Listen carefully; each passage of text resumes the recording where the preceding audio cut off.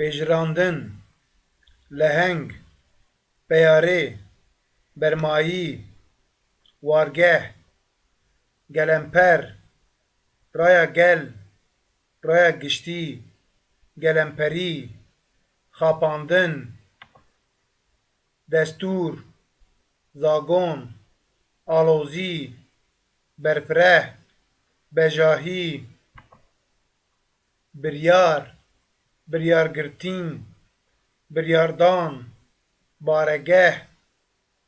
dij, hember, pêşber, rûbirû mayîn, pêşwazî, pêşwazîkirin,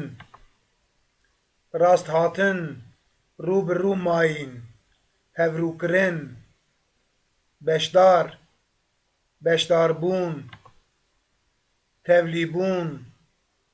kujer, komkujî, tevkujî, pevçûn, têgeh, têgihiştîn, çavkanî, jêderk, destkeft, bêje, misoger, misogerkirin, vedîtin, vedîtin, xwezî, rûreşkirin, şermezarkirin, bejahî, beş, çavnebarî, heyvasor, nasname, kesayet, kesane,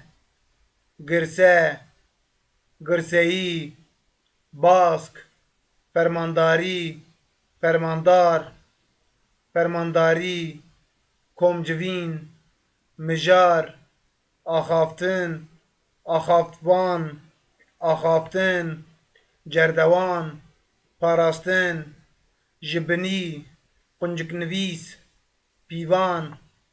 alozî, tengezarî, bikarhêner, bikaranîn, rêzik, tevn, hunandin, avakirin, damezrandin, damezrîner, deste, dezgeh, lijne, avabûn, komcivîn, sazî, nifş, dorpêçkirin, pîrozbahî, pîrozkirin, hêz, bakûr, çand, kelepûr, çandî, kelepûrî,